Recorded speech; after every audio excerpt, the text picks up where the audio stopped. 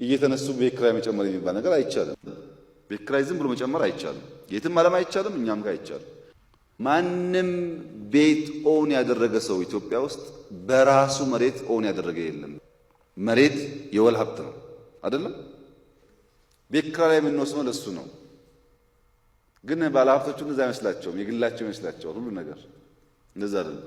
ቤት ኢንቨስት አድርጉ ብያለሁ፣ ሶሻል ሪስፖንሲቢሊቲ ብያለሁ። ሶስተኛው ደግሞ ከሆነ አማውንት በላይ አሁን ደሃው እንዳናስቸግረው ከ1 ሚሊዮን ብር ወይ ከ2 ሚሊዮን ብር በላይ የሚያወጣ ቤት ህንፃ የሰራ ሰው ፕሮፐርቲ ታክስ መክፈል አለበት። ይሄ የትም ዓለም ያለ ኤክስፒሪየንስ ነው።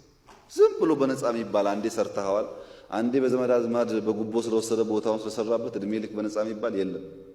ታክስ ይከፈላል። ቤቱ ያንተ ነው፣ ግን ታክስ ትከፍላለህ። ስንት ነው አማውንቱ? ስንት መሆን አለበት? አጥኑ፣ ስሩ። ድሃው እንዳይጎዳ ዝቅተኛ ቤቶችን ተዋቸው፣ ችግር የለም። ዋና ዋናውን ህንፃ፣ ዋና ዋናው ቪላ ታክስ ይክፈል። አራተኛ አፍሪካም ጭምር ያለ በሰለጠነው ዓለም የተለመደ አንድ ሰው ከቤቱ ፊት ለፊት ያለው ሳር ከደረቀ ይቀጣል። መድረቅ አይችልም ሳር። ውሃ ማጠጣት መንከባከብ ግዴታው ነው። ይሄን ታውቃላችሁ። በረዶ ማንሳት በረዶ ባለበት ሀገር ግዴታ ነው። ቆሻሻ ማንሳት ግዴታ ነው። ከፕሮጀክት አንጻር ዊንዶውስ ኦፍ አፍሪካ ቦሌ አካባቢ የሚሰራው በጣም ኢምፖርታንት ፕሮጀክት ነው፣ መስራት አለበት። ከኤርፖርት ጋር ተያይዞ አብዛኛውን ትራንዚት የሚያደርገውን ሰው ከተማችሁ ውስጥ ያስቀርላቸዋል።